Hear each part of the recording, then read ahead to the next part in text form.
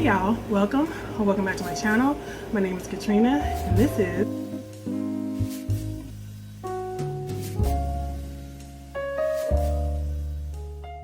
first of all, sorry for the air conditioning noise. It's December and it's still hot in Louisiana and I can't deal with it today. So today's video is just me going over some of my most anticipated releases coming up in 2022. So a book that's supposed to be coming out in January is The Maid by Nita Prose, and this book tends toward the cozier side of the mystery spectrum, and it's about a maid who is neuroatypical, and I don't know what that means, but it sounds like she's going to be autistic. She loves cleaning and is very detailed about it, and that makes her a really good maid. And her grandmother dies, and her grandmother had kind of been the person that was helping her navigate life. So she's dealing with that, and then on one of her cleaning rounds, she finds someone dead in their room, and it's a locked room mystery. They said like Clue, and so to have a neurodivergent person as the center of a Clue-like cozy mystery, sign me up. This book comes out in January 2022. This next one I am super excited about. It's called The Paradise Hotel by Rob Hart. I'm going to read the synopsis. This is a locked room mystery set in a hotel for time travelers. What? In which a detective must solve an impossible crime, even as her own sanity crumbles from the author of The Warehouse. For someone with January Cole's background, running security at a fancy hotel shouldn't be much of a challenge. Except the Paradox is no ordinary hotel.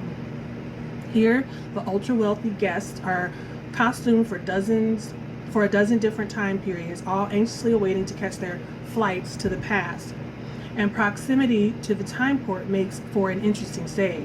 The clock runs backward on occasion, and rumor has it ghosts stroll the halls. Now January's job is about to get a whole lot harder because the U.S. government is getting ready to privatize time travel technology, and a handful of trillionaires has just arrived to put down their bids. Meanwhile, there's a blizzard rolling in, and the time stream's acting strange, which means nobody's leaving until further notice. And there's a murderer on the loose. Or at least that's what January suspects. Except the corpse in question is one that somehow only she can see. And the accidents stalking their prestigious guests, well, the only way a killer could engineer those is by operating invisibly and in plain sight all at once, which is surely impossible. There's a reason January can glimpse what others can't, but her ability is also destroying her grip on reality, forcing her to confront secrets of her own. Because here at Paradox Hotel, the past is waiting around every corner. At once a dazzling, time-twisting murder mystery and a story about grief, memory, and what it means to literally come face to face with our ghosts, the Paradox Hotel is another unforgettable, speculative thrill ride from acclaimed author Rob Hart. Is that cold? No, ma'am. I'm recording.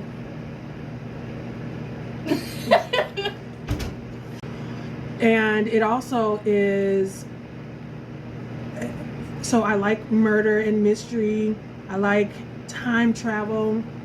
And then my enjoyment pings went off more when it started to say time-twisting murder mystery with the story about grief and grief and memory, and what it means to come face to face with our ghosts.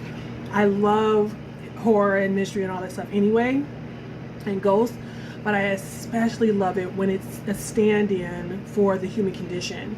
And almost always it is, but sometimes like I don't think Jason Goes to Space or something like that is a stand-in for the human experience. But when it's along the line of like The Haunting of Hill House and stuff like that, I love it. I absolutely love it. So I am super excited for that.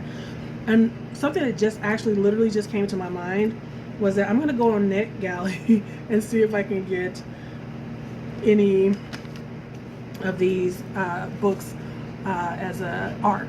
I'm also gonna look at Rob Hart's back list. I never heard of him, and so this this is so exciting to me that I want to dig into his backlist. Okay, so the next book on this list is 9 Lives by Peter Swanson. Peter Swanson is touch and go for me. 8 Perfect Murders was a very good mystery. He's a good author.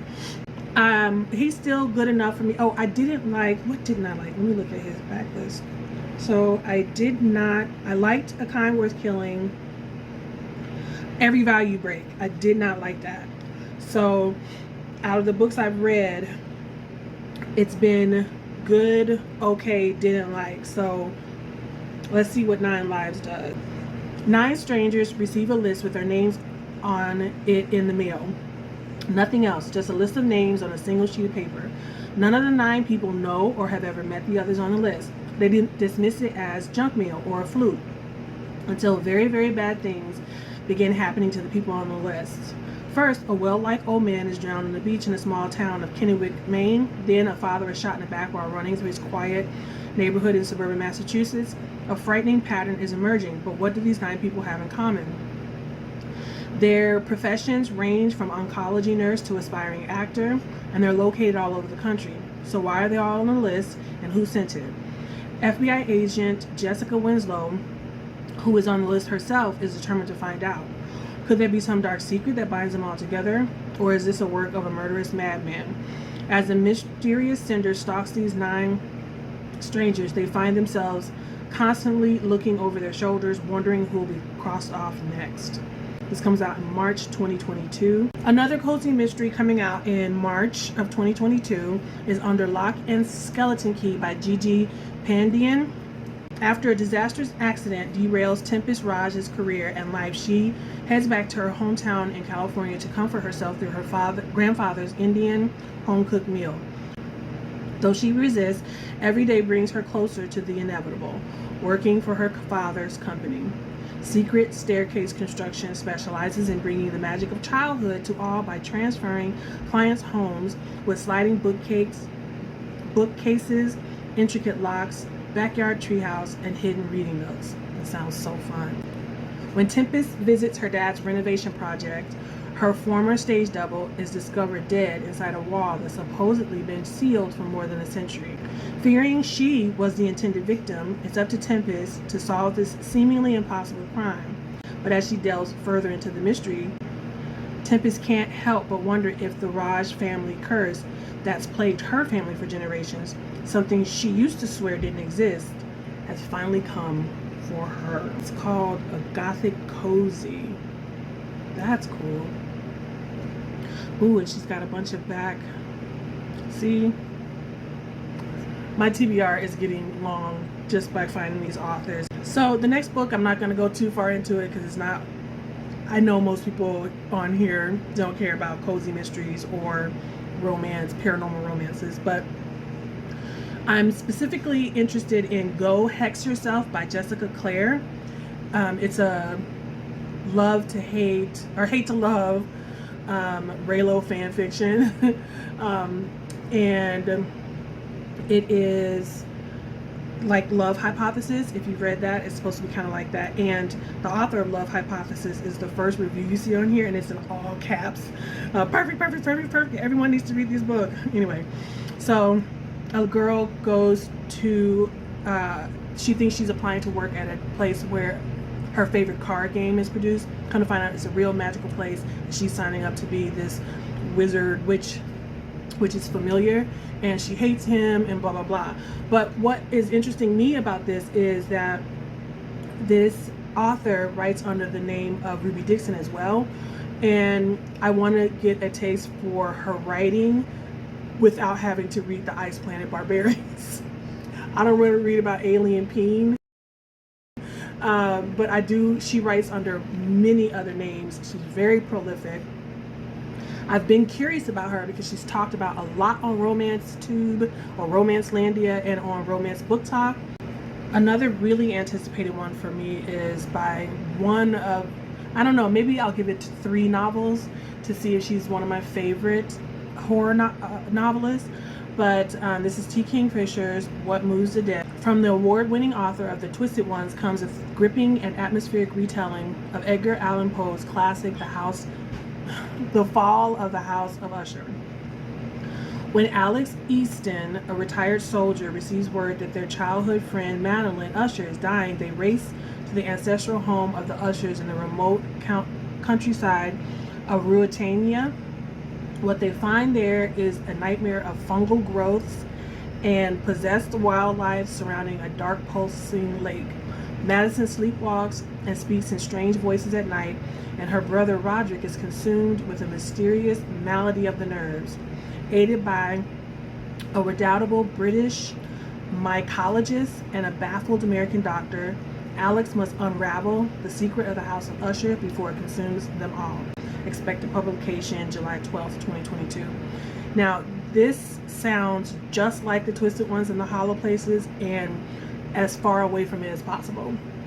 So, T. Kingfisher has a sense of humor, a little bit quirkiness in the way that she writes her characters, but the horror that she has is the gross kind, but it's not body horror and gore, which I can't really take body horror necessarily, except she did have some in one of the books, but the other two books do have lots of growths and natural stuff, and like the trees have stuff on it, and weird lakes, and animals that have growths on them and stuff like that. So that makes sense, but having it be in Britain, I guess, or Ruritania. I haven't read the book, obviously, the classic book that she's playing off of. I think I will try to read that so I can have a reference maybe. But I'm still interested because I love her writing, but I'm curious to see if she's going to change her voice, her authorial voice, for what seems like a more serious book. But if you read the book description for The Hollow Places and The Twisted Ones, you wouldn't get a sense that it had a quirky voice. You wouldn't get that sense. So, and it's not as quirky as like Grady Hendrix or anything like that, but it's a very unique voice that she gives her characters. I can't think of anything else right now. So I'm still curious to read this, and I'm prepared for this to be totally different because it sounds like it's coming from a different place, coming from a classic novel. So this next book I want to read, just because the book that came out that was talked about this past year from this author had some polarizing thoughts. Half the people loved it, half the people didn't. Like, of the types of, like, all of the thriller, horror, mystery booktubers that I follow, it was split down the middle, and it was even in a couple book clubs. And same thing, the audience, when you watch the live show and you see the live comments and stuff, it was right down the middle. So I kept wanting to buy the book. Like, it's not on any of my included in services like Scribd or Anyplay, and I didn't want to necessarily spend a credit on it from Audible. So I think I might look for the Kindle version and have Kindle read it to me, the last one, and it's called Every Last Fear, was the one from last year. Or from next year is going to be The Night Shift, and it's about a bunch of chaos in the middle of a bunch of the chaos right before the Y2K era. Right before Y2K, remember all of that? 4 girls get killed, or 4 girls get attacked. One lives. Yeah, one survives. They worked at a Blockbuster. And then 15 years later, same town, 4 girls again are attacked. Only one makes it out. Both surviving victims recall the killer speaking only a few final words, "Good night, pretty girl." And then all of their lives intersect, and there's an FBI agent who is determined to solve it, and not everyone will make it out alive. So it says twisty, poignant, and redemptive. The Night Shift is a story about the legacy of trauma and how the broken can come out on the other side. Again, that tweaks my emotional knobs. I don't know what that means. And so I'm here for that. And I guess I will go ahead and read his backlist and see that backlist title and see if I remain as excited. This is expected to come out in March as well. I'm sensing a theme here. This next author I have a shaky past with as well. Maybe being a thriller, maybe I need to give these writers a break. Maybe writing thrillers is a little harder than what I thought. And maybe people like Stephen King, who in my opinion hit it out of the park more than he doesn't, is an exception that proves the rule. So I don't know. So Lucy Foley, I did not like the guest list. It was like a wedding. Was it supposed to be? I think it was supposed to be, and then there were none. And it, but it was a wedding on a secluded island, and people started getting killed off.